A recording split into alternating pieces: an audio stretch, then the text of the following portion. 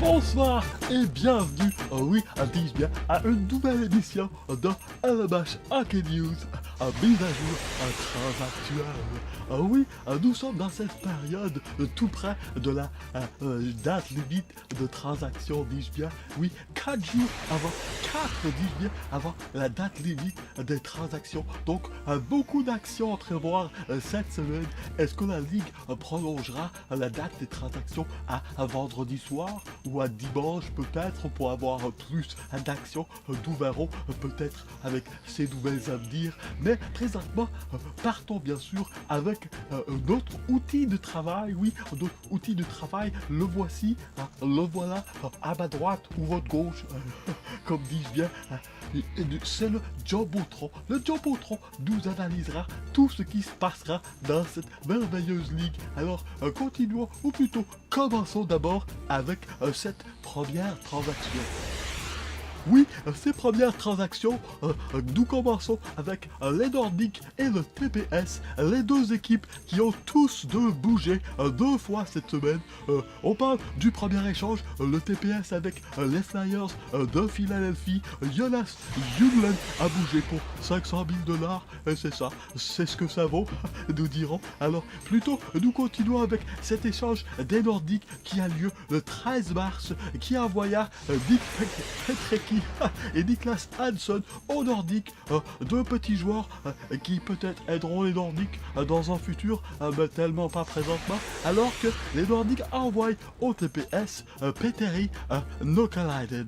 Allons voir le TPS qui est 4e présentement dans cette how, oui, et voilà qu'il ajoute à leur défensive, devinez, Petteri Nokalainen, oui, un défenseur de 31 ans qui a quand même une bonne historique dans la Ligue nationale, 484 matchs, plutôt points en 863, une bonne saison de 73 points, alors ça se passe bien pour Petteri Nokalainen.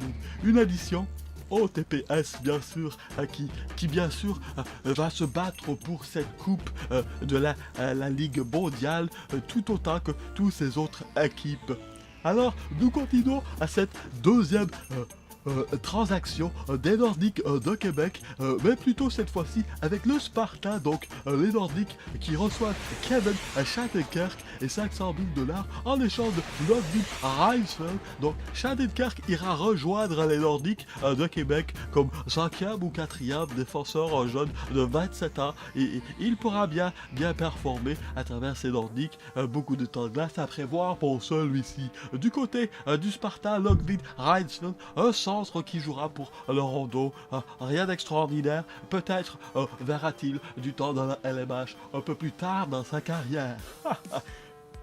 Alors, continuons avec cet échange entre les Hawks et les Sénateurs. Oui, les Sénateurs qui reçoivent les services du Québécois Alex Plante. Allons faire un tour du côté des Sénateurs. Voyez, une addition aux Sénateurs qui, eux aussi, renforcissent leur défensive. On voit une tendance cette semaine. Oui, le TPS d'abord et ensuite les Sénateurs. Que se passe-t-il? Les gens doutent-ils de leur défensive? Non, comme dirait un vieux proverbe, on n'a jamais trop de défenseurs. Alors, oui, donc les Sénateurs qui ajoutent Alex Plante, 28 ans, bon défenseur, pas de statistiques impressionnantes, plutôt il est du genre physique avec plusieurs mises en échec. Et de l'autre côté, on parle de David Ringblad dans les Hawks qui bien sûr ne feront pas les séries éliminatoires, mais un jeune défenseur de 26 ans, plutôt impressionnant comme statistique. On est surpris que les Sénateurs s'en départissent. Ringblad avait un bel avenir devant lui, mais disons, chacun au choix. Et bien sûr, nous arrivons à cet échange du jour, l'échange, mesdames et messieurs. Nous parlons des Blues et des Nordiques de Québec. Quel est le gros morceau de cet échange? Eh bien, ça sera bien sûr à Keaton Ellerby.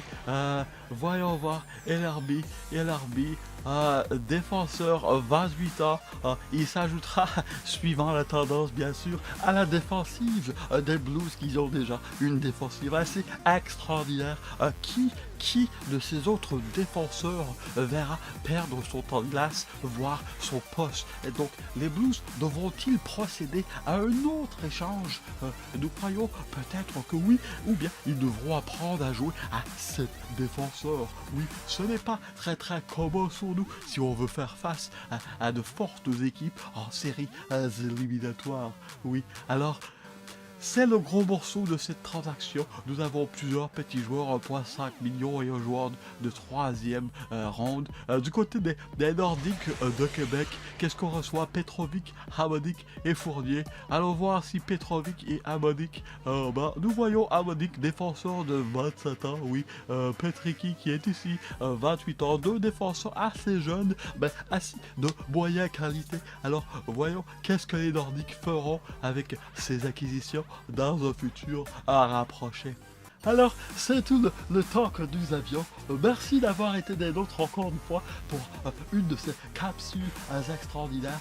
J'espère vous apporter de petits détails que vous aviez perdus.